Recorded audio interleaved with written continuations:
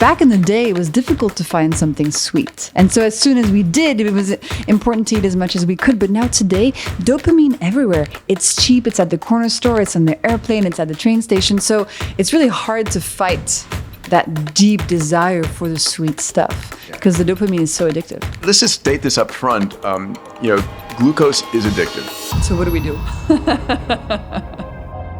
I was like, wait, what I'm eating has an impact on my mental health, on my anxiety, on my depersonalization. I was like, what the heck? So that opened very wide the gates of this world to me, and I became fascinated by it. And I helped myself. And then everything I had learned was just so big that I wanted to share it with the world, and that's why we're here. This should not be allowed. Okay, so this is 100% starches and sugars with some really unhealthy oils in there as well. The American Heart Association says that people should not go over 25 grams of sugar a day, and just with one of these, you're getting 30 grams. You're creating the perfect situation for all of your artery walls to become really calloused and to have all these particles lodge under it, and then all of a sudden it makes a block, or there's a clot that is created, and then you have a heart attack. So no bueno. You can turn everything around. Even if you're 85 and you've been eating sugar your whole life, changing today your habits is going to have a positive impact. It hugely, quickly. It's never too late, you know? Everybody, welcome to Moonshots. I'm about to interview Jessie Inchauspé, who is known as the glucose goddess. We're going to go into a deep dive in the topic of what you eat, why you eat it, and what you should do about your diet. We don't realize every day that we're being manipulated by the food industry and that sugar is a toxin that impacts your heart, your brain, inflammation, every part of your body. This is a fun conversation, and it's one where just a few of the tidbits, a few of the hacks we're going to share could change your life. So please dive in, enjoy this, and remember, sugar, it's not, the worst thing in the world. I mean, arsenic is worse, but it really does have huge impacts in our lives. All right, Jessie Inchauspé, the glucose goddess. Let's jump in. Jessie. Hi, Peter. Good to have you here. Thank you for having me. Yeah. Well, I want to just dive in because I've, for some reason, become religious about glucose, and meeting the glucose goddess is the perfect way for me to continue that religion. And I'm out there to everybody who will listen saying, listen, glucose, sugar is a poison, and you don't realize how much it ravages the body. And the way I think about it is that the human body never evolved to consume as much sugar. As we were evolving in the savannas of Africa hundreds of thousands of years ago, we didn't have all of this stuff, this frosted flakes and Pop-Tarts, and didn't have anything. I mean, sugarcane entered earlier. Do you think about the evolutionary origins of this? Completely. What I think about also is that from an evolutionary standpoint, every time we eat something sweet, we get a shot of dopamine in the brain, right? Yes. And so that is really our downfall today, because back in the day, it was difficult to find something sweet. And so as soon as we did, it was important to eat as much as we could. But now today, dopamine everywhere. It's cheap, it's at the corner store, it's on the airplane, it's at the train station. So it's really hard to fight that deep desire for the sweet stuff because the dopamine is so addictive. Everybody's looking for the magic pill. Everybody's looking for the cheat. Everybody's looking for how do I get that stress relief, that pleasure without having to worry about the downside effects. Totally. And it's tough. I think one of the things I want to talk through is, not at this moment, but the hacks that you talk through in your book, right? So the Glucose Revolution, which I've listened to, haven't read, but listened to, has got so many incredible recommendations on what you can do in everyday life. But before we get down that journey, how the heck did you sort of come to this? What's your origin story here? And I want to talk about this as a moonshot, because we're on moonshots. And I think if you were going to say you have a moonshot here, is it to educate the world about glucose? Yeah, it's to help people become free from the pharma and the food industry that are, trying to get a lot of money from you. Yeah. I think that's what I'm really after, giving people agency, freedom, so they don't see processed food and think it's good for them. People are being manipulated a lot. Yeah, all this food here says, it says organic, Totally. and Yeah. Look, for example, so this Fig chewy fig Newtons. bar made with real fruit. Yes. Right? And so people want to be healthy. So they see this and they think, oh, this is going to be good for me because it's real fruit. What they don't realize is that your body doesn't care if the fruit came from a fig or a cane and is now in a fig bar and a Coca-Cola. The molecules are the same, right? Yes. So I just want to educate the world, I think. And so that it transforms into freedom and agency and understanding. Yeah, I mean, one of the things you state in the book, I remember, is you've got to look at the back label. We'll do that. I want to go through these a little bit because the front label is all marketing. Yeah. It's unregulated marketing, healthy for you, organic, gluten-free, all of these things. And then you look at the back, vegan. Vegan must mean it's, sugar-free or healthy for me So, all right, going back to your origin story. So how did you start on this journey? Well, I started by studying mathematics, okay? And I didn't really know what I was going to do. I thought I was going to work in finance or something like that. And then at 19, I had an accident that changed my life. I broke my back jumping off a waterfall. So my spine, one of my vertebrae exploded. And I had very intense surgery, lots of physical problems. But most importantly, my mental health started going down the drain. It was terrible. Anxiety, depression, depersonalization. I was completely broken. And I was so young, Yeah. I had no idea what to do to feel better. I felt lost. I felt like, oh my God, this is going to be my life now. My health was in shambles. And from that deep state of sort of despair, I thought, if I don't have my health, I don't have anything. It doesn't matter what I'm studying, what I'm doing, what vacation I'm going on. If I don't have my health, I don't have anything. So, I love the saying, the man or woman who has their health has 1,000 dreams. And the man or woman who does not has but one. Exactly. Yeah. So I decided to go on this sort of quest to try to get my health back. And that led me to study biochemistry and then work in genetics. Those things were interesting, but they didn't really help me figure out what to do to fix my mental health.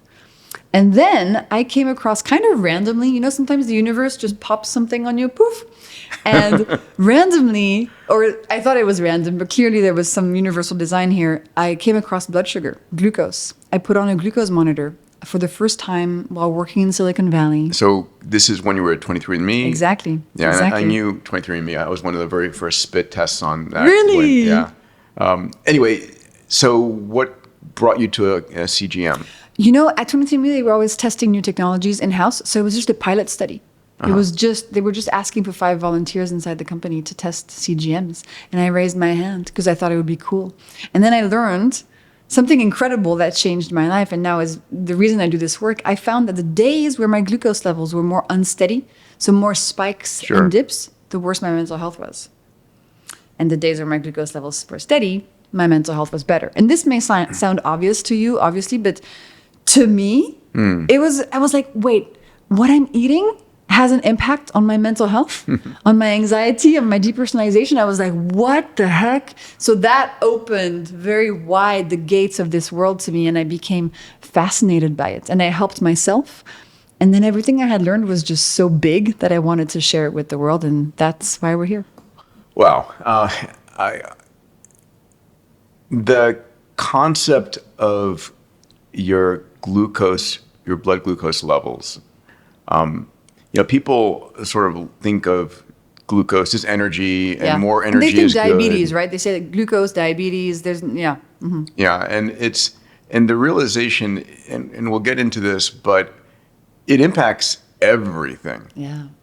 I mean, just to come up with a quick list, right? So cardiovascular disease, 100%, right? Neurodegenerative disease, Alzheimer's. We just talked about your mental moods, how you feel. Obviously, metabolic disease, inflammation. Yeah. What else is on your list? Aging. Glycation, hormones. Yes. Skin, insulin release, diabetes. I mean, it's kind of everything. Even your personality or your mood. Even if you don't have a mental health issue, being hangry, having cravings for sweet foods. It's and the reason it impacts everything is because glucose is used by every single cell in your body, right? From your fingers to your liver to your toes to your heart, your cancer cells. Yes, cancer. Yeah, I mean it is the food du jour of cancer. And let's just state this up front. Glucose is addictive.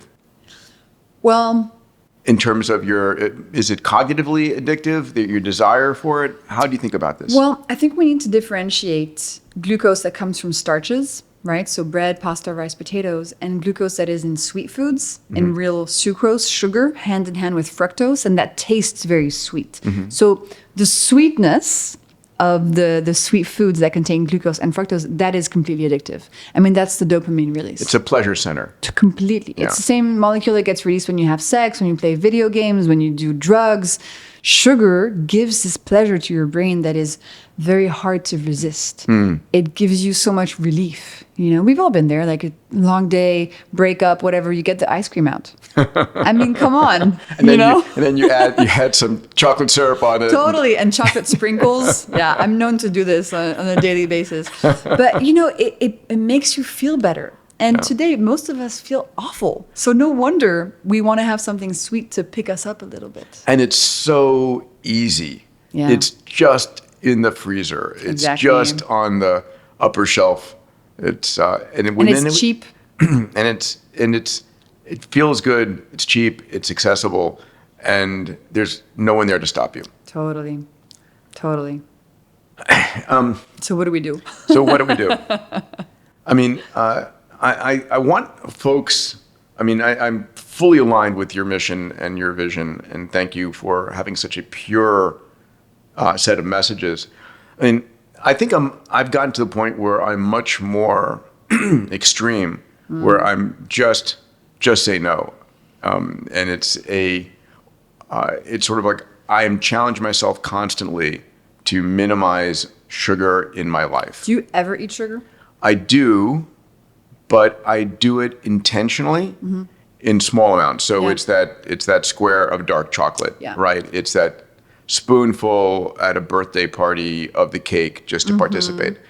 And you know what? What's interesting for me is the anticipation is much greater than the actual pleasure. Yeah. Isn't that fascinating? That's fascinating. And so it's like when I take that spoonful of the cake, it wasn't actually as good as I remembered it would be. And so... But the issue is that, you know, it would be great if most of us could just stop at that first spoonful. But what happens generally is that, for example, if you have one of these fig bars, that's going to create a glucose spike in your body and then a crash. And that crash activates the craving center in your brain.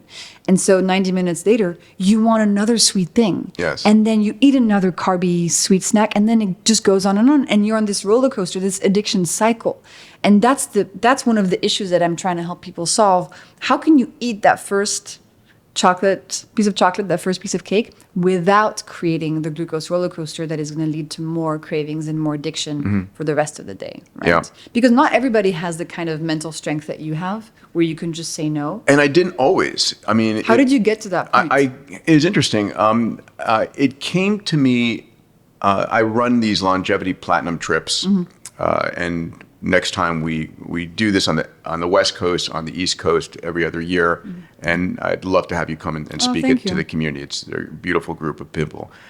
So I had this gentleman. I'll speak about it later. Guillermo Navarrete. I don't know if you know him. He's in the nutrition business down in Miami, and I was talking about my highest risk for mortality is cardiovascular, because my dad had atrial fibrillation and had some heart attacks, and so I'm constantly monitoring my cholesterol levels. Yeah. And I had gone vegan to try and minimize that risk. And he said, Peter, it is not the cholesterol. It's not the meat. It is sugar. Yeah. It is sugar. It is sugar. I mean, like literally, he sat down with me and he like gave me this incredible case of how it is the impact of glucose in your bloodstream that is attaching itself to proteins and glycosylated proteins that are causing the cardiac disease that leads eventually to ischemia. And, you know, listen, I'm pretty good in science and medicine, and I listened to what he said, and I was like, oh my God, you're right. And after it was about 5 o'clock on the last day of the program, I sat down and had this incredible pork loin. And You're like, fuck it. Yeah, exactly. So I'm done with my. But I set out and did something with him. We did a 22-day no sugar fast. And Does that mean also no fruit? it was no fruit. Nothing sweet. It was no high glycemic carbs. It was mostly keto. Yeah. But for 22 days, it was a minimization of anything that would become sugar. And the only way I was able to do it and do it with a large group was we had a large WhatsApp group Support. and a support system. Yeah. And we would take photos of the meals. We'd share it with each other. And, you know, the impact for me was the mental control that I can choose not to eat this. And I can eat. And over time, and you can speak about this better than probably I can, is your cravings go down, your dependency comes down.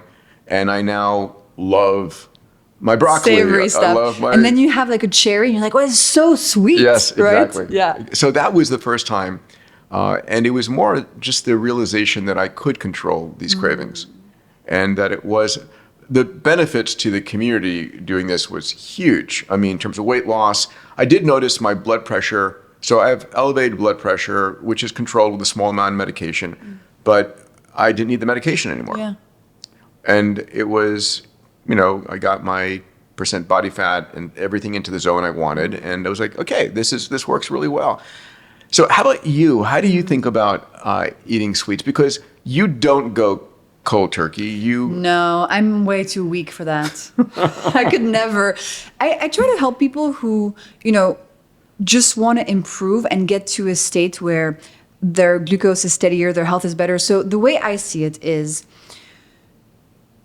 psychologically, it's probably better to not cut out these foods entirely and to say they're off limits because that can often lead to binging afterwards. Yes. You know? So what I recommend is a few key things that help you reduce those cravings so that naturally you're not going to want to eat the chocolate ice cream anymore.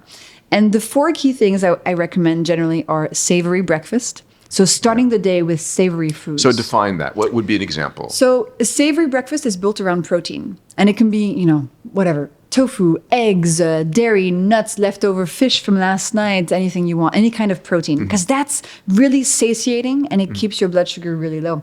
Yeah. There's this hypothesis that I love that I just learned about. It's called the protein leverage hypothesis. Have you heard of it? I have not. Okay, so Tell me. it states that your body has a need for a certain amount of protein and it will keep you hungry until you give it enough protein. But your body cannot tell you, you know, Peter, give me a steak. It's just going to make you feel hungry.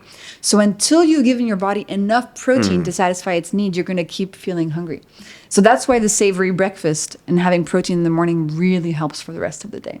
So example, I don't know, you could make an omelet with some cherry tomatoes and some feta. You could do, I love this new recipe, the avocado accident. Avocado, tuna, hummus, lemon, you know, just bring some protein, put some healthy fats. That's funny. You know why I called it that? Is because I was standing in front of my fridge one day and I was just looking. I had an avocado, I had tuna, and I had hummus. So I was like, meh, might as well try. And it turned out really good. That's funny. Yeah. That's hilarious. So savory breakfast, not sweet foods in Yes. the morning. Because if you have any of like the frosted flakes, the Yes. cereal. I mean, honestly, you know, I have 2 12-year-old boys. Yeah. And They love this. they don't eat that one in particular, but, you know, the one that they eat are no better.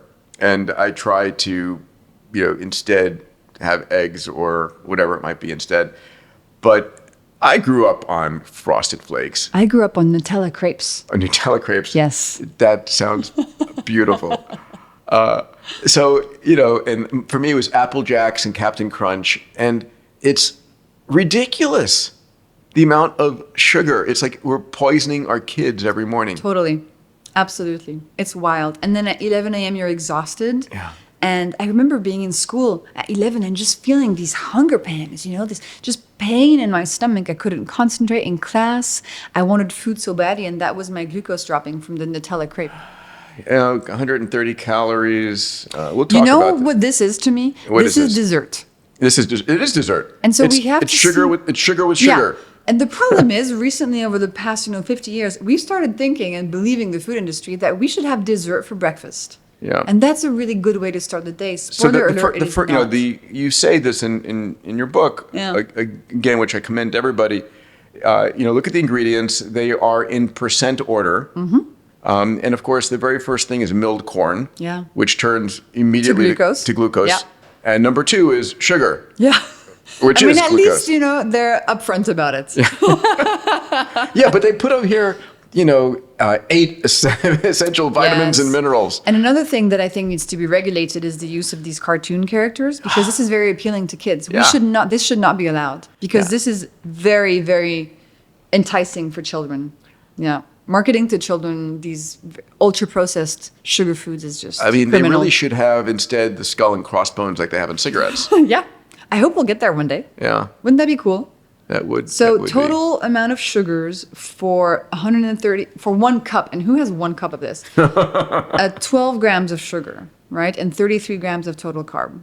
And it's funny because they add here a column that says with some milk to make the stats look better.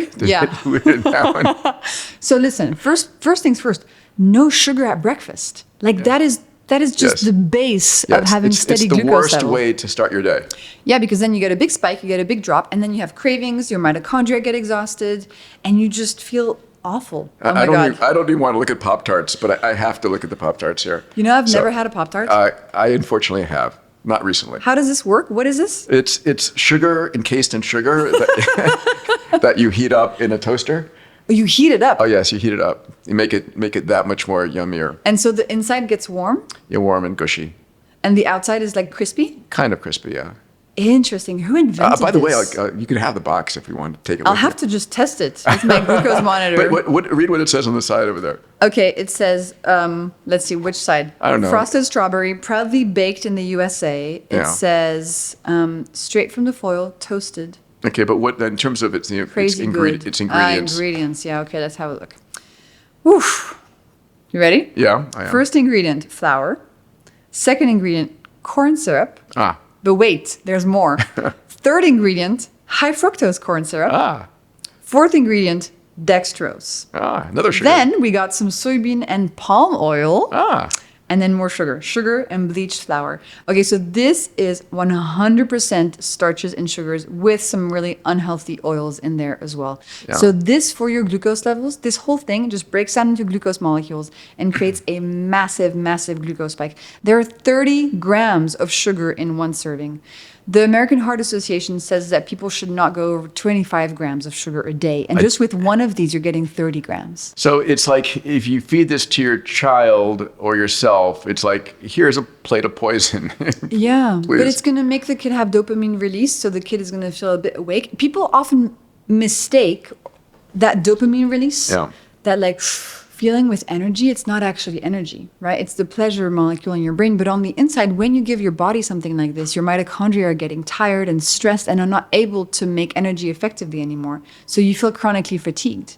Playing with your kids is exhausting. Grocery shopping is exhausting. Doing anything is exhausting because your mitochondria are broken. So we need to get back to a place where we're feeding stuff that is good for our mitochondria, good for our brain, good for our body. It's not this. No. Everybody, I want to take a short break from our episode to talk about a company that's very important to me and could actually save your life or the life of someone that you love. The company is called Fountain Life. And it's a company I started years ago with Tony Robbins and a group of very talented physicians. Most of us don't actually know what's going on inside our body. We're all optimists. Until that day when you have a pain in your side, you go to the physician in the emergency room and they say, listen, I'm sorry to tell you this, but you have this stage 3 or 4 going on. And, it didn't start that morning. It probably was a problem that's been going on for some time. But because we never look, we don't find out. So what we built at Fountain Life was the world's most advanced diagnostic centers. We have 4 across the US today, and we're building 20 around the world. These centers give you a full body MRI, a brain vasculature, an AI-enabled coronary CT looking for soft plaque, a DEXA scan, a GRAIL blood cancer test, a full executive blood workup. It's the most advanced workup you'll ever receive. 150 gigabytes of data that then go to our AIs and our physicians to find any disease at the very beginning. When it's solvable. You're going to find out eventually. Might as well find out when you can take action. Fountain Life also has an entire side of therapeutics. We look around the world for the most advanced therapeutics that can add 10, 20 healthy years to your life, and we provide them to you at our centers. So if this is of interest to you, please go and check it out. Go to fountainlife.com/Peter. When Tony and I wrote our New York Times bestseller, Life Force, we had 30,000 people who reached out to us for Fountain Life memberships. If you go to fountainlife.com/Peter, we'll put you to the top of the list. Really, it's something that is, for me, one of the most important things I offer my entire family, the CEOs of my companies, my friends. It's a chance to really add decades onto our healthy lifespans. Go to fountainlife.com/Peter. It's one of the most important things I can offer to you as one of my listeners. All right, let's go back to our episode. Protein, you mentioned protein. So I'm on, the last few years, I've been focused on adding muscle. And I'm 62, so it's like, more of a challenge than anything else. But still, I hit my target of adding 10 pounds of muscle last year. Nice. And I did that by working out. And lifting weights. Yeah. So I'm lifting a minimum of 3, hopefully 4 times a week, and then protein. Yeah. So for me, I'm shooting for 150 grams a day of protein. How do you think about protein? I completely agree. I think it's 1 gram per pound of body weight. Yeah. So that sounds like a lot to most people. So I'm 70 kilos, which I think is 140 pounds. I don't know. But basically that means that I need 140 grams of protein per day.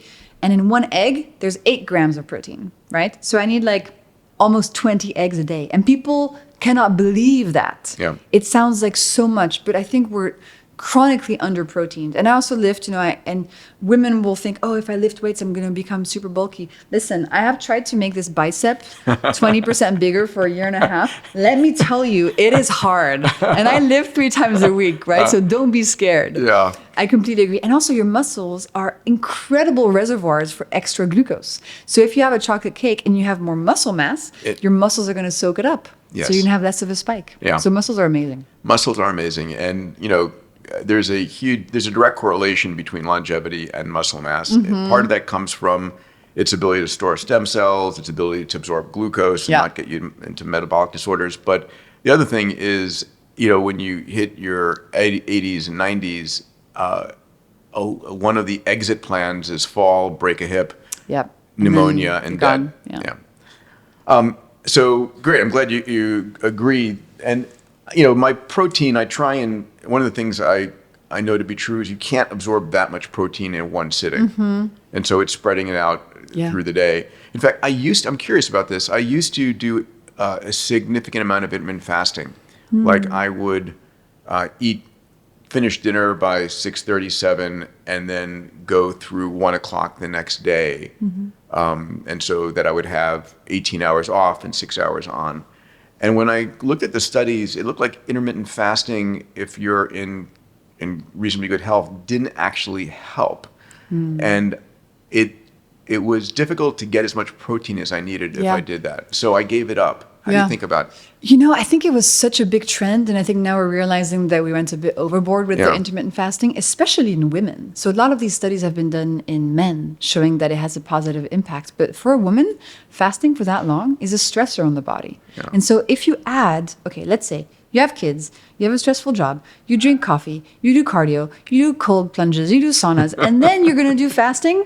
That's so much stress for your hormonal system. Yeah. And so no wonder, we see these women who are trying to do all this stuff and then their body is breaking down, their period stops. Like we have to understand that fasting is a stressor. So I fast on vacation. That's what I do. The rest of the time, if I'm working, I always have something in the morning. For example, this morning I went to the gym and before I went, I had some salmon, some green beans, and some rice. I would never work out fasted. Yeah. It's just too much for the body. Then I feel like it's eating itself. Yeah. I end up with protein drinks. I do kachava, which is, do you like kachava? I've never tried it actually, but I've heard of it. Yeah, it's a plant-based protein drink. It's got about 25 grams of protein. And I'll take a look at this. I love this product, and I have no relationship other than my friend produces it. But it has 11 grams of protein and 0 grams of sugars and 1 gram of dietary fat, of dietary fiber. So, I don't know what you think about something like this, but it's collagen-based protein. Yeah, I think it's fine. I think you can also get protein from whole foods, Yeah, I mean, for me, it's eggs. Yeah, and, exactly. my favorite is onions, feta, and 3 or 4 eggs. Like scrambled? Scrambled, Ooh, yeah. that's nice. Yeah. That's very nice. Yeah, so some people... I'm getting hungry. Okay, let's go eat now. No, I think it's great if you want to supplement with this, and some people just don't like cooking. They'd rather just mix something. I love cooking. I'm not a big shake person. Yeah. So I'd rather heat up some salmon or some eggs or cheese, But yeah, this looks fine. I mean, the ingredients are fine. Collagen, MCT oil powder, coconut oil powder, cacao powder, natural dark chocolate flavor. Careful with the flavorings. Sometimes they're not super clean. And monk fruit extract. So this means it's a little bit sweet, but monk fruit is fine. Yeah, so let's talk about monk fruit because it flavors this, and I actually, this is my guilty pleasure in the morning. Oh my God, that's your guilty pleasure? Give me a break. Oh, it tastes so good. It's my guilty pleasure, and I've actually used it to substitute coffee. Oh, yeah. You don't drink coffee? Listen, through medical school and graduate school, I would do 4 to 8 cups a day. Yeah, you had enough coffee for a lifetime. And I was like, I could drink a cup and go to sleep. And now I find out I'm a slow metabolizer. So I have a team of physicians, and they're like, maximum a half a cup a day. Oh, man. So, but I love a hot flavored drink. Beverage. So that becomes a hot flavored drink in the morning. How about tea? Do you drink tea? I like mint tea. Yeah. But not as much as the others. What do you drink? So yesterday and the day before, I was off coffee because I realized I love coffee. So I'm trying to do these little moments in the year where I sort of cut down on it. But so you can appreciate it more later. Yeah. So this morning I had a coffee. It was amazing. It was like sweet nectar. So listen, coffee with whole milk is kind of what I go for. It has some proteins, some healthy fats in it, and then green tea. But one thing I would never drink is orange juice or any kind of fruit juice. It is so bad. It just spikes everything. I know. I mean, I would rather drink a Diet Coke than a glass of orange juice. Yeah, I agree with you. But I've given up all sodas as well. That's not true. When I go to a movie, which I go like once or twice a year to a theater, I'll have a Coke Zero. And some popcorn? And I'll steal some popcorn from the kids. I wouldn't get my own bag. But let's talk about coffee 1 second. It has a lot of health benefits. Absolutely. And so if you know your genetics and you're a fast metabolizer, that's great. I mean, the rule is, no coffee after a certain point after lunch for sleep benefits. But what you put into coffee. Very important. So let's talk about that. You talk about whole milk in order to get the benefit of the fats. And the protein. One thing I hate is oat milk. So, okay, oat milk, almond milk, what other milks are there? Coconut milk, pistachio milk. Okay, so let's talk about each of those. Okay. What do you think? So the first one first, oat milk. Yeah. And I know people are going to hate me for this, but oat milk is like making pasta juice. So imagine you cook some pasta, some spaghetti, then you put it in your blender with some water, and then you blend it until it's liquid. You just made pasta milk. Oat milk is the same, right? It's liquid starch, and so that's a big glucose spike. Okay. And also in most oat milks, there is also some unhealthy oils that are added in. So not my favorite by any means. When it comes to nut milks, if they're unsweetened, they're great because nuts are high in protein, high in fat. Yeah. So almond milk is... Yeah, almond milk is great. Pistachio milk, macadamia milk, whatever you want. I would go for those, but unsweetened, or some just regular dairy. Mm-hmm. Yeah. Yeah, okay. Fair enough. Do you drink oat milk? I don't. I've had an oat milk in a matcha or something like that a year ago, but I was just curious about that. I didn't think about oat milk being that. Another cool thing about coffee that you might want to know for the coffee drinkers listening to us is that there's a study that came out that showed that if you are tired, if you had a poor night's sleep, it's better for your glucose levels to drink your coffee after breakfast rather than before your breakfast. It creates a smaller glucose spike in your body. Over the years, I've experimented with many intermittent fasting programs. The truth is, I've given up on intermittent fasting as I've seen no real benefit when it comes to longevity. But this changed when I discovered something called Prolon's 5-day fasting and nutrition program. It harnesses the process of autophagy. This is a cellular recycling process that revitalizes your body at a molecular level. And just one cycle of the 5-day Prolon fasting nutrition program can support healthy aging, fat-focused weight loss, improved energy levels, and more. It's a painless process, and I've been doing it twice a year for the last year. You can get a 15% off on your order when you go to my special URL. Go to prolonlife.com, prolonlife.com/moonshot. Get started on your longevity journey with Prolon today. Now back to the episode.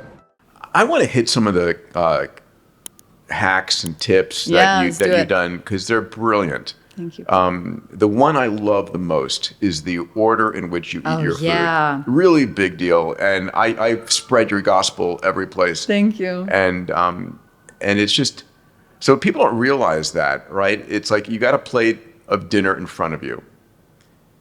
Oh well, first of all, I'm going to start someplace else. You're at a restaurant. Yeah. The first thing you sit down, the first thing they do is they bring a giant basket of bread. I think it's a conspiracy. It is. It's like they hate you. They want to kill you. Then the second thing they do, besides the giant basket of bread, is they bring you a glass of wine. Yeah.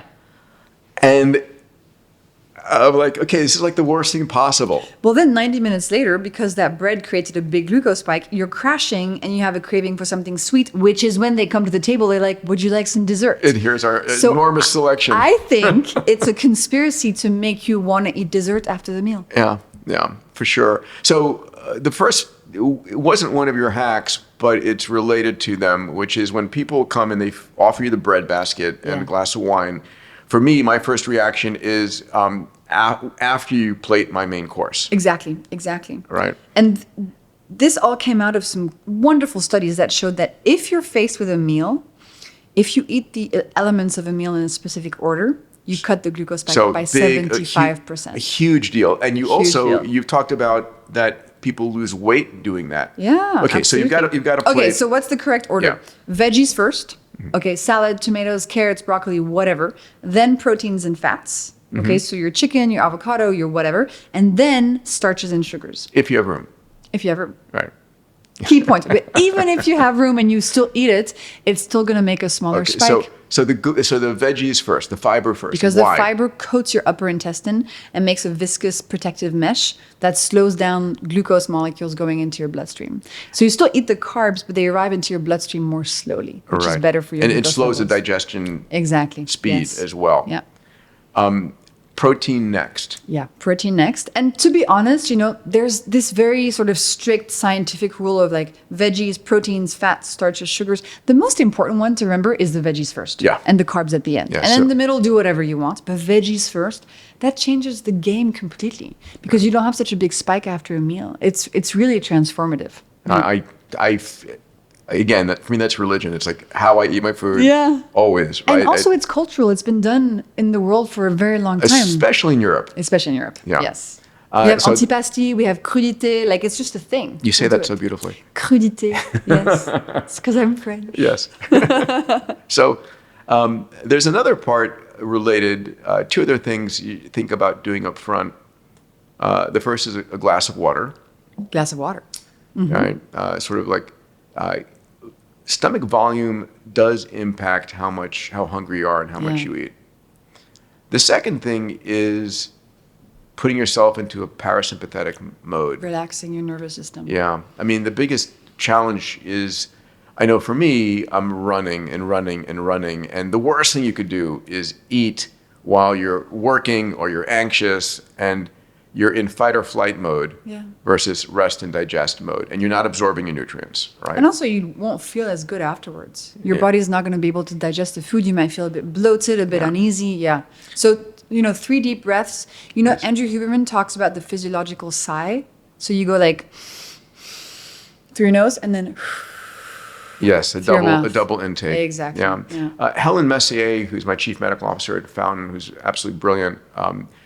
Talks about getting vitamin O in the beginning of a meal, right? And culturally, you would do a prayer or you would say grace.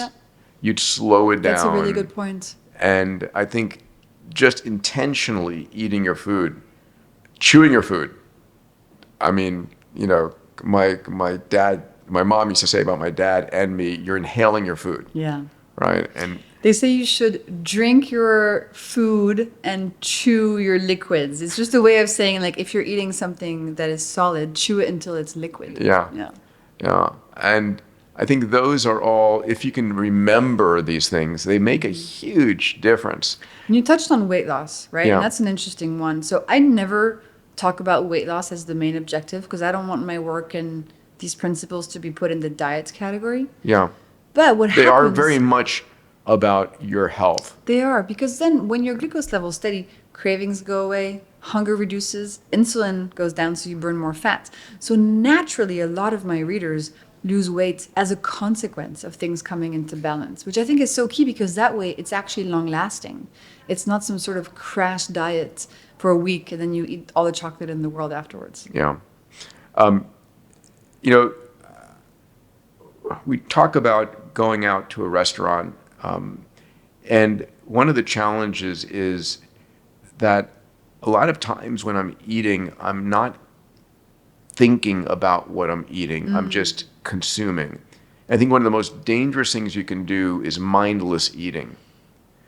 Like in front of the TV. In front of the TV. But I love doing that. You do? Oh, yeah. Yeah. I mean, one of the pieces of advice I have for folks is do Tell not me. watch the evening news while eating your dinner. Oh. Right? Because that's putting you into a fight or flight. You're so, Yeah. all the murders, all the Awful. crisis I don't news watch the network. news. Yeah, well, that's good. Neither do I.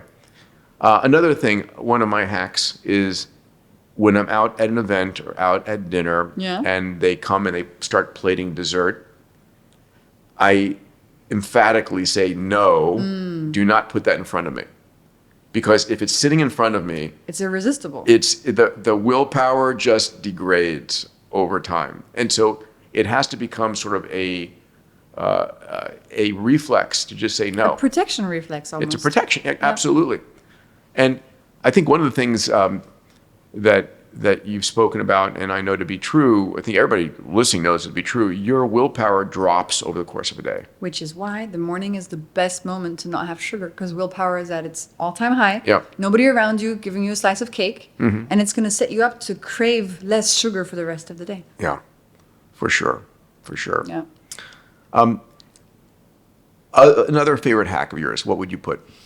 I would say maybe the most surprising is the vinegar hack. Yeah, it is. I was read talking about to that. your team before. I've never tried it, so tell me about the vinegar hack. So vinegar contains a cool molecule called acetic acid. And when you have a tablespoon of vinegar in a big glass of water, like this before eating, the acetic acid is going to interact with your enzymes and is going to slow down the breakdown of carbs into glucose. So you can still eat the carbs afterwards, but they'll have less of an impact on your glucose levels. And this is one to use, in an emergency situation. You're like, oh, I'm about to have a cookie. It's a birthday. It's pizza irresistible. night. Yeah. And it's a good tool. But, combining it, for example, to the Veggies first hack is even better. So you could do a plate of vegetables and then a dressing with vinegar in it. Very simple. So you get both of the benefits, fiber and acetic acid. Interesting. I always just go with olive oil as my dressing. So Try to add some vinegar. Interesting. A little bit of white vinegar, apple cider, whatever. They all work. Except the very syrupy Italian balsamic that's like a glaze that's full of sugar. So avoid that one. But add a bit of vinegar, see how you feel. Okay, I like that. Another hack, what do you got? I like the moving after eating. Yeah, so let's talk about this. I think, again, this is more cultural, Yeah. right?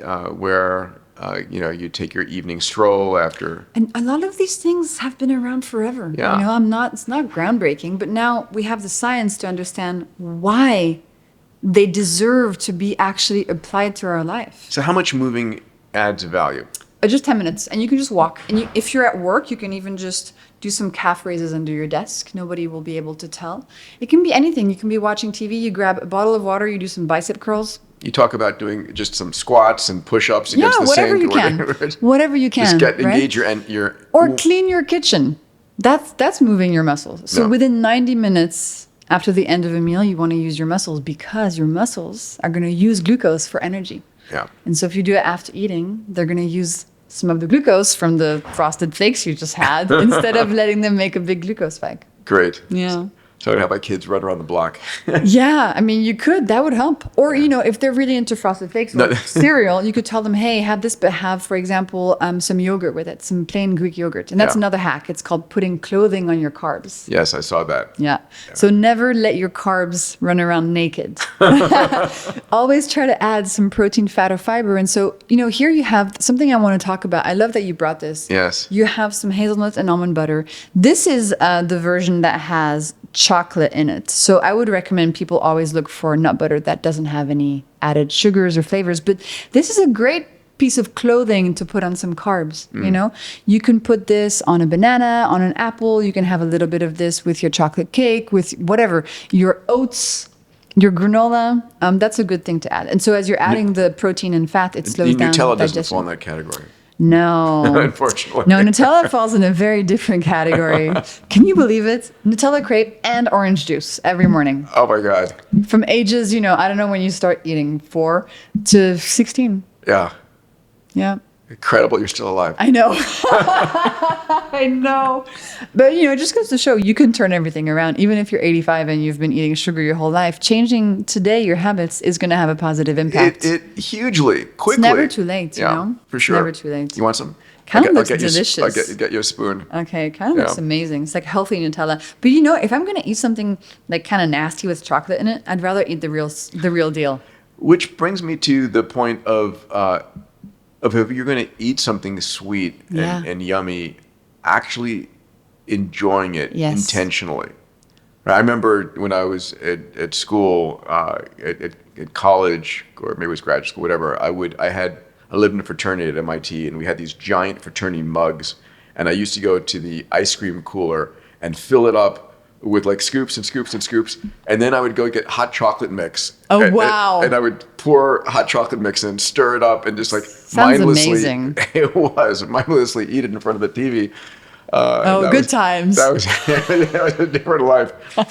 I want to dive into some of the medical challenges that glucose causes. I think people need to realize how damaging it is, so that they want to play, they want to experiment, just try a few of the things, the order in which you eat your food, right? At a minimum, try that. Yeah. So what could motivate you? Well, first of all, you should know that even if you don't have diabetes, about 80% of the population still has these glucose spikes on a daily basis. And there are 3 things that I think are really motivating for people. 1, to understand that these may be causing your irresistible cravings. 2, that these lead to chronic fatigue. And 3, that they lead to glycation and accelerated aging. And this is not just internal aging, it's also the wrinkles on your face. Yeah. So those 3 things, if you ever have cravings you wish you didn't have, if you ever wish you had more energy to go after your dreams and do the stuff that lights you up, fix your glucose levels. It's going to help you immensely. It's so counterintuitive to people's belief that, this sugar is going to give me energy to get me to go and do. Well, let me give you an example. Yeah. Right? There's plants around us. And if you own a plant at home, the plant needs some water to survive and live. But if you give the plant way too much water, it's going to drown and die. And so too much of a good thing ends up being a bad thing. You can die of too much oxygen. Yes. You know what I Especially in mean? a fire. Yeah. So a little bit of glucose is fine, but today we're just giving way too much to our bodies. So glycosylation, that's a term some folks may not understand or know. Would you define it? Glycation? Glycation. Yes, absolutely. So, when you put a chicken in the oven and it goes from pink to brown, it's cooked. And that cooking process is actually glycation. And from the moment a human being is born, it slowly glycates. It slowly cooks. And then when you're fully cooked, you die. It's true, folks. It sounds crazy, but it's science. And if you look at, for example, the cartilage of babies, it's white. And if you look at the cartilage of a 100-year-old person, it's brown because it's glycated. It's cooked. Is that from the It's from Oxygenation. glucose bumping into other molecules and glycating them. Okay. And once another molecule is glycated, it's damaged forever. For example, if glucose glycates a molecule of collagen in your skin, it breaks it. And then that molecule of collagen is never going to get back to its proper healthy form. So with every glucose spike you experience, you're accelerating this cooking. You're accelerating this glycating. And actually, glucose and glycation, they sound like very similar words, right? It's because it's the glucose that is doing the glycation. And so with every spike, you're accelerating aging, you're accelerating glycation. This shows as wrinkles on your face. I'm actually 85 years old. You are amazing. Yes, but it's because I don't have any glucose spikes, so I look so young. And then on the inside, your organs are slowly deteriorating. And that's glycation. And we can't stop it. And I know a lot of billionaires want to stop aging and live forever. Or at least slow it down a little bit. At least slow it down. No, we can slow it down. We haven't been able to stop it yet. But slowing down glycation is a big part of it. You want to slow down those reactions so that your organs and your skin and your liver and your brain stay healthier for longer and stay younger for longer. I appreciate that. I want to run down a few of these. So inflammation. So inflammation, there's a few different ways that glucose increases inflammation. The first one is actually with that glycation happening, it's releasing free radicals that leads to inflammation. And second is your mitochondria. So your mitochondria are in charge of turning glucose into energy. And they love doing that when they get a steady supply of energy. But if you give them too much glucose, they go on strike. They're like, too much too much to do, too much work. And they're like, I need to take a nap. And so they just are not able to convert glucose effectively anymore. And so you feel tired. Your mitochondria are not making energy effectively anymore. And as they become stressed and overwhelmed, they also release free radicals, and that also increases inflammation. Now, inflammation is awful. 3 out of 5 people today will die of an inflammation-based disease. Yeah. You know all these diseases that finish with itis, arthritis, gastritis, pancreatitis? That means inflammation of that organ. Inflammation is everywhere. It's a silent killer. And with every glucose spike, you're increasing inflammation. Yeah. Cardiovascular disease. I talked about my conversation with Dr. Navarrete and the idea that when we are glycating proteins, this is resulting in deposition on your arterial walls and causing potentially ischemia in the plaque. Is there any other part of the heart disease sort of loop that you want to talk about? Yes. So there's one, we used to think that, all LDL was bad cholesterol. Now we understand there's LDL type A and LDL type B. And LDL type B is the more damaging one. It's these small, dense particles that lodge under the walls of your arteries. Yeah. And LDL type B increases when you eat sugar. Your liver turns the sugar into LDL type B. So you have all these small, dense molecules. And then if on top of that you add the oxidation, the inflammation, the glycation, it's a perfect storm. You're creating the perfect situation for all of your artery walls to become really calloused and to have all these particles lodged under it. And then all of a sudden it makes a block, or there's a clot that is created, and then you have a heart attack. So no bueno. No bueno. And people think about, well, I need to go on statins, I need to go on, monoclonal antibody. I mean, honestly, the number one thing you can do is change your diet. Yeah, and exercise. Yeah. Yeah, I mean, we'll come back to this over and over again. The number one drug is exercise. Absolutely. Yeah. But it's hard. People don't is. want to go to the gym. I get it, but I love it now. Yeah. At the beginning, it's really hard, and you have to just be a bit violent with yourself. And then I crave it. I crave going to the gym. I love it. Yeah. It makes me feel so strong. Yeah. And the physical strength also translates to mental strength as well. My mental health is much better when I'm working out. The other thing I've done is I bought a techno gym bike, and I take all my Zoom calls on that.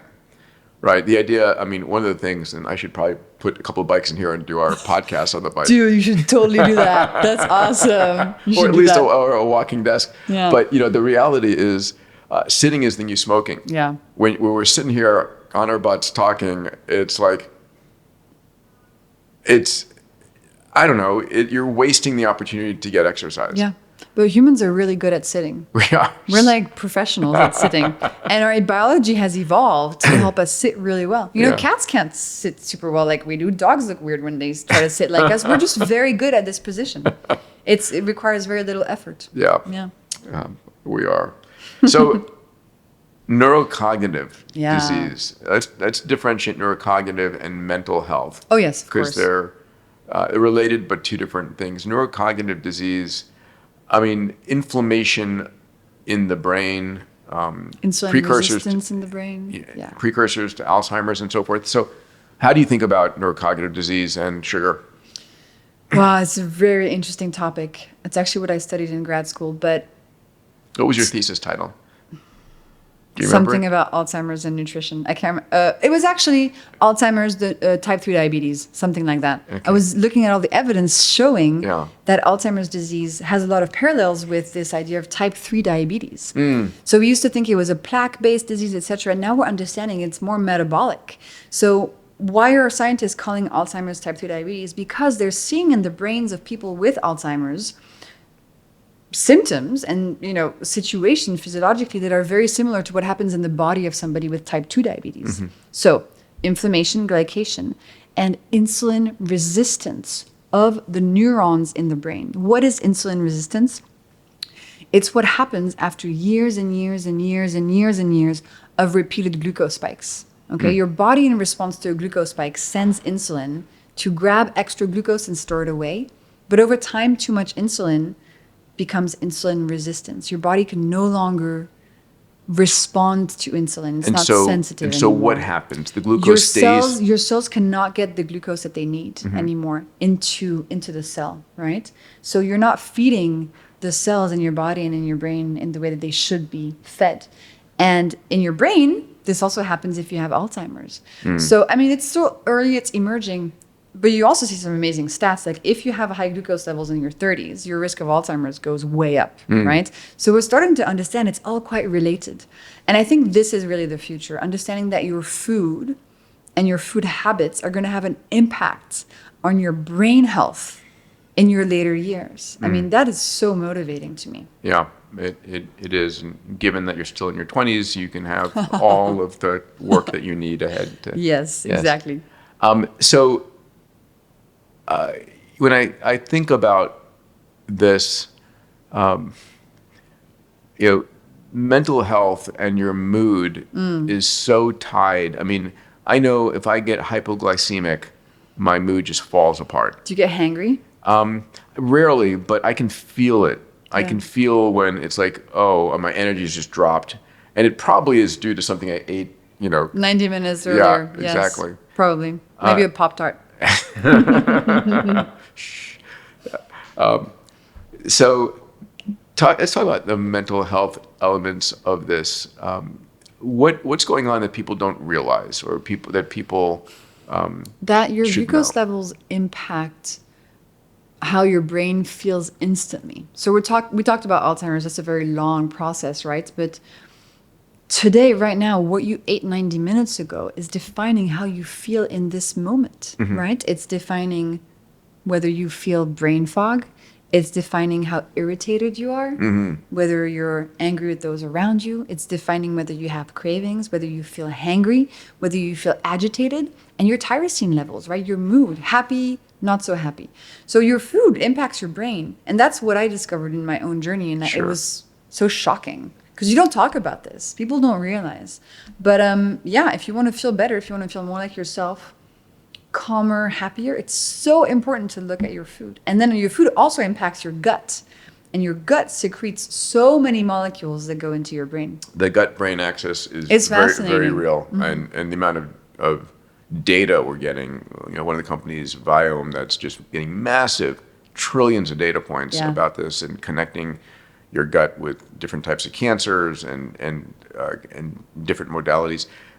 Do you still wear a CGM? Twice a year. Just for For fun, yeah. When I first started, I wore it nonstop for 2 years.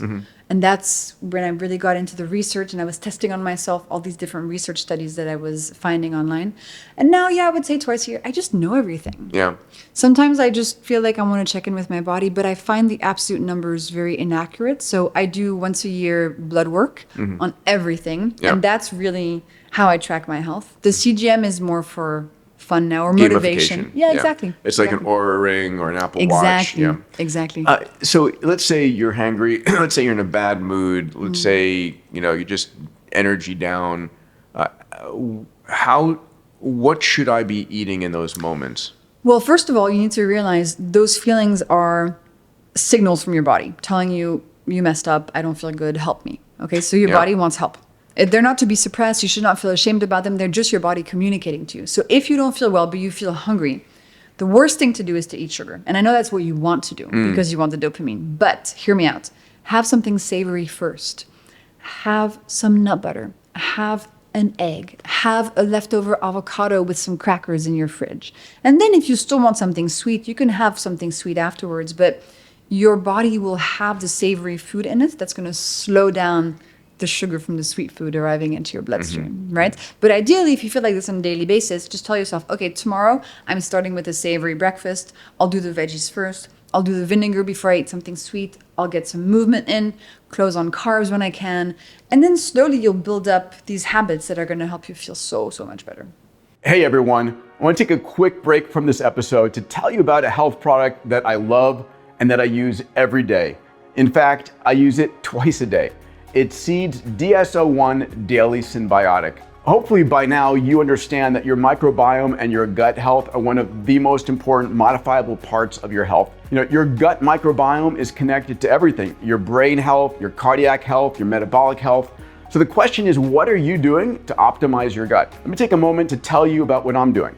Every day, I take 2 capsules of Seed's DS-01 Daily Synbiotic. It's a 2-in-1 probiotic and prebiotic formulation that supports digestive health, gut health, skin health, heart health, and more.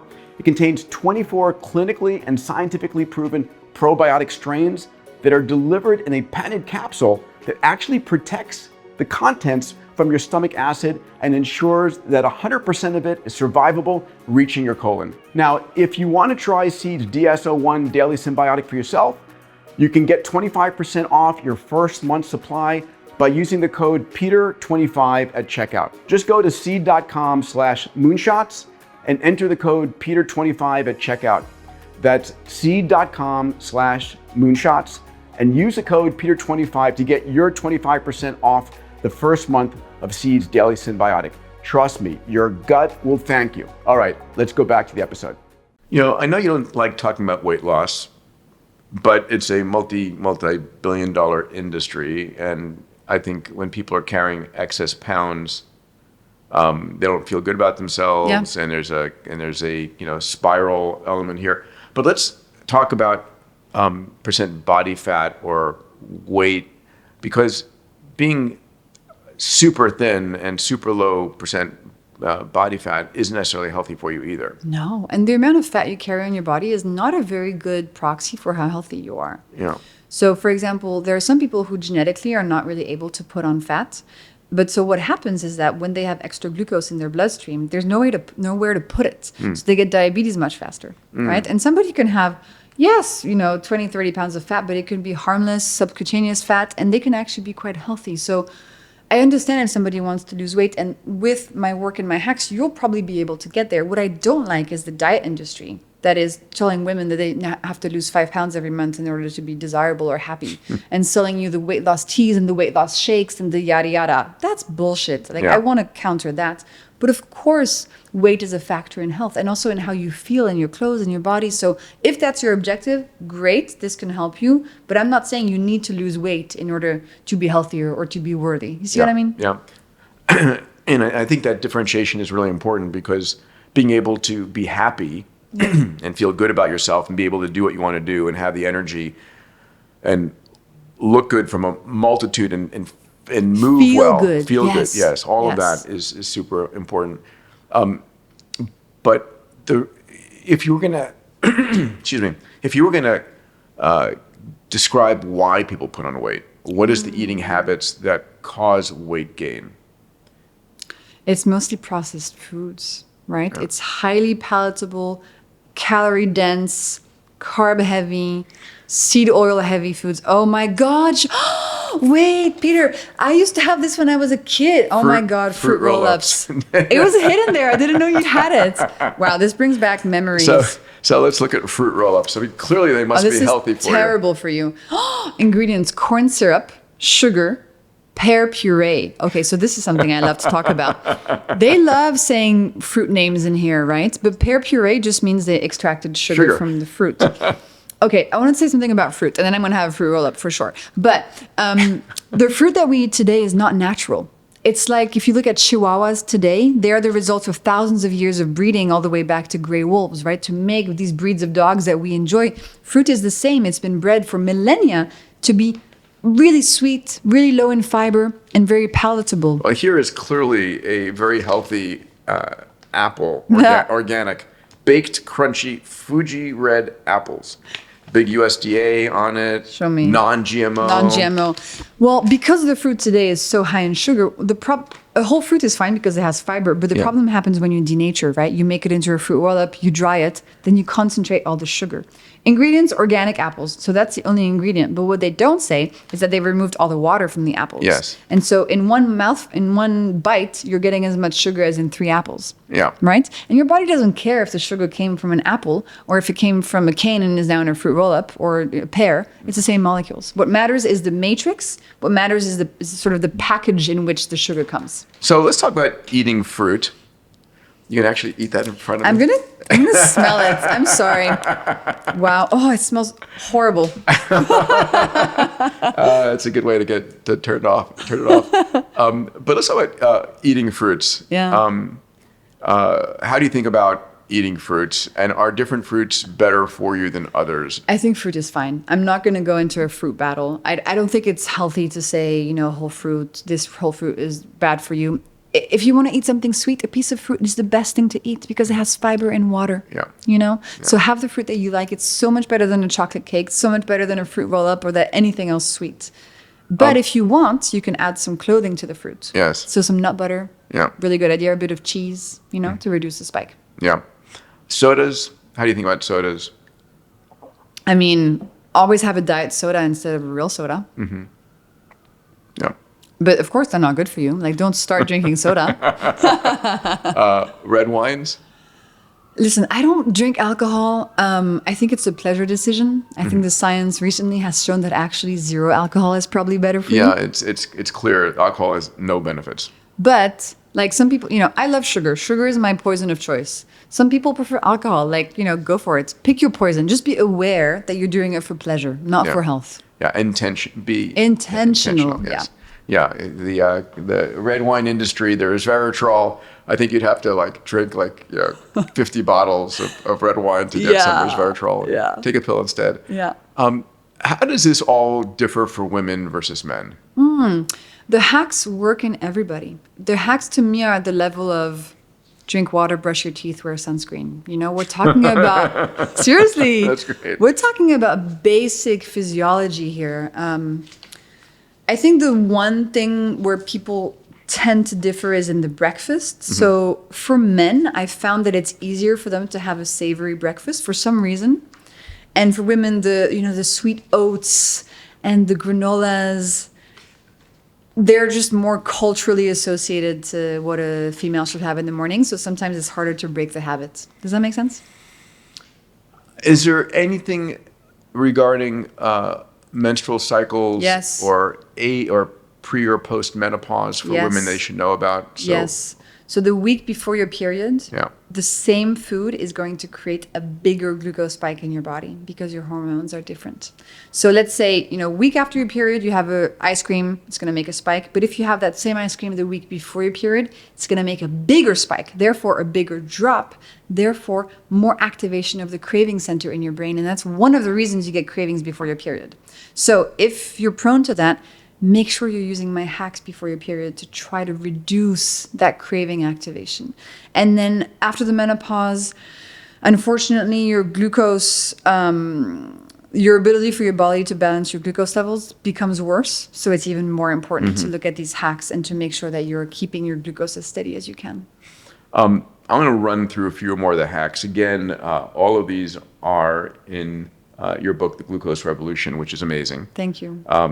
But we talked about eating foods in the right order, adding a green starter to all your meals. I mean, that's basically just getting veggies up front, right? Up front, very important up front. Yeah. And I've gotten to a point where mentally, I'm like, I attack veggies. Oh, wow. It's like for me, it's like, yes, please. So it's like broccoli, broccolini, asparagus. Perfect. I love Brussels sprouts now. Who would ever thought about that? I love Brussels sprouts. Yeah. Super good. Stop counting calories. Talk about, so is there some caloric levels that we should or should not aspire to? Well, I think my message here is more, if you look at just the number of calories, for example, this fruit roll-up has 50 calories. And you say, oh, that's not too much. Exactly. But the calories doesn't tell you shit about what's in the food, right? So two people can be eating the same number of calories. One person can have loads of glucose spikes, have diabetes, feel horrible, feel depressed, and the other person can be thriving. So calories are not enough. You have to learn about the molecules in your food, and that's what I try to teach people in my book, like how to decode, how to become a food detective so that you don't get distracted by the calories, which is what the food companies want you to do, and instead understanding how that food is actually going to impact your health. That's way more important. Yeah, I love that. All right, fourth, flatten your breakfast curve. We talked about Savory that. breakfast. Savory. Five, have any type of sugar you like. They're all the same. It comes back to the pleasure thing. So if you're going to have something sweet, don't go for the, agave syrup, gluten-free stuff. It's just sugar anyway. There's no difference between honey, brown sugar, white sugar, agave syrup, whatever. It's just sugar. So have it for pleasure. Don't try to optimize when it comes to sugar. I think it's important to put sugar, pleasure category, not in the healthy category. Have the one you like. Pick, I don't know if I'm a typo here, dessert over a sweet snack. What should be? Pick dessert over a sweet Dessert. snack. So if you want to eat something sweet, have it as dessert after a meal, not on an empty stomach. Yeah. Yeah. So you reduce the spike of it. Yeah, and especially at the end of that vegetable Totally. protein. So for example, it's 11 a.m. sequence. You're like, oh, I really want to eat a cookie today. Well, buy the cookie, but have it for dessert after your lunch. Yeah. Don't have it before the lunch. I love that. And one of the other things is if you're you talked about delaying your consumption of that cookie. Exactly. Yeah. You delay it to, So say, I'll have it for dessert after dinner. But also talk about the fact that if you're feeling super hungry, you may not feel that way half In an 20 hour from minutes. now. Yeah. Yes, because if you're having a craving that is due to a glucose crash after a spike, your craving center is activating. You're like, oh, I need to eat something sweet. But actually, if you just wait 20 minutes, your liver is going to pump out glucose, bring your glucose levels back up to normal, and the craving might be completely gone 20 minutes later. So set a timer. Be like, 20 minutes. I'll see if I still want the cookie in 20 minutes, I'll go buy it, and then I'll have it for dessert. Amazing. I love that. We talked about vinegar before you eat. We talked about moving for just 10 minutes. After eating. Engage your muscles. Exactly. Get them to get hungry for the glucose. Yep. If you snack, go savory. And so this is interesting, right? Because this is more of the keto type of approach to life. You can have some nuts. Yeah, but savory can also mean a slice of bread with some avocado on it, right? It's just nothing sweet that's going to create too big of a spike. There's some elements in my work that you'll find in keto, but this is much softer, right? Yeah. You're getting a lot of the glucose steady benefits without a very intense dietary intervention. I think what you built as a plan is executable by everybody. Yeah. And I have your voice. I had your words before. I have your voice in the back of my mind when I'm eating and thinking about the order which I eat my foods, right? And taking that 10-minute walk. I'm obsessed with behavior change. I want to help people change their behavior. It's the most difficult thing on the planet. Yes. I love that cartoon that has you're at a hospital and one window says behavior change. The pills. and pills and surgery, right? Pills and surgery has a giant long line. Behavior change has nobody. Because usually doctors say, eat better, exercise more. You're like, what kind of advice is that? That's terrible advice. So with these hacks, it becomes fun and easy and attainable. And that's why I think they've been so successful. Yeah. Because you can actually do it. We talked 1 second already about when you have a craving, wait 20 minutes, cooling off period. I like that terminology. So you also talk about in the back of your book when you're at a bar. So what do you do when you're at a bar? You're out with friends.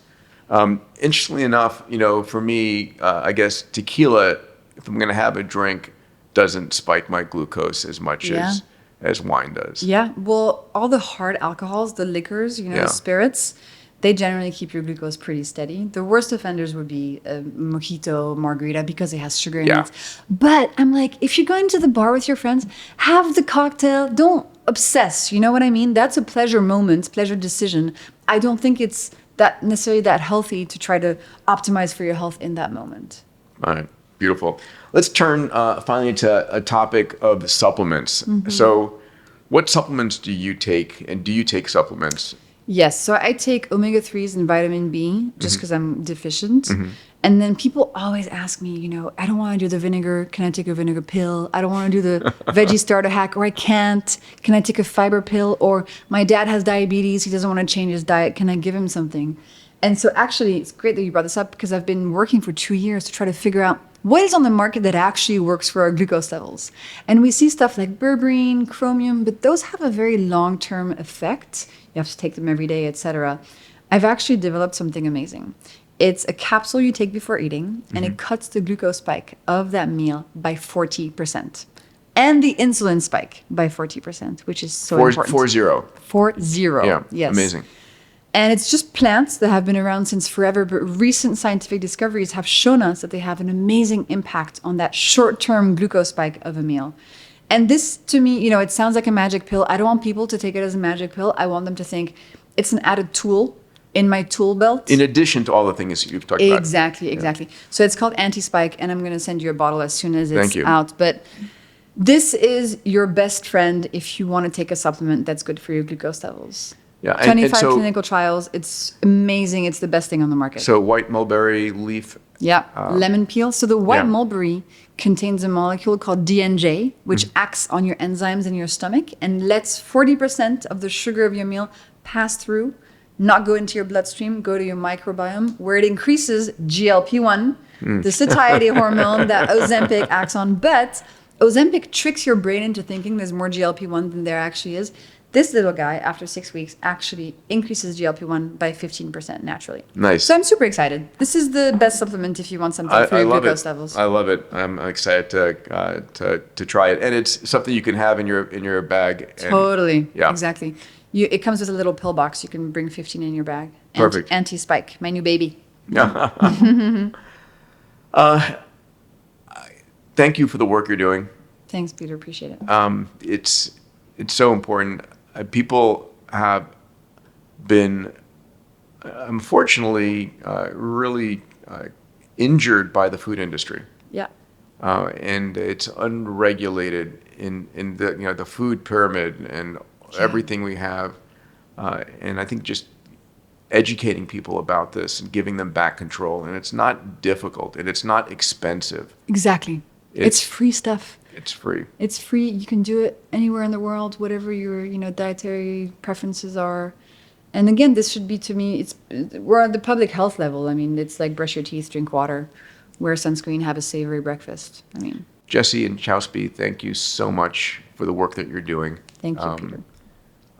I'm excited to support you and promote what you do, because it's as much as I want there to be, epigenetic reprogramming and, pills for growing muscle mass and all kinds of, cheap, easy hacks, it starts here. It starts with food, exercise, sleep.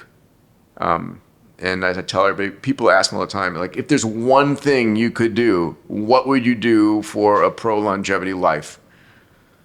Stop eating sugar. Yeah. I feel you. Thank you so much for having me. It was a total pleasure to speak with you. A pleasure. Where do people find your work? Your work? Honestly, Instagram is kind of my hub. So Glucose Goddess, glucosegoddess.com also has all my books, all my things. But I started on Instagram, funnily enough, and so that's where I communicate all the latest. Great. I look forward to amplifying your message. Thank you, Peter. for joining us today. Appreciate it.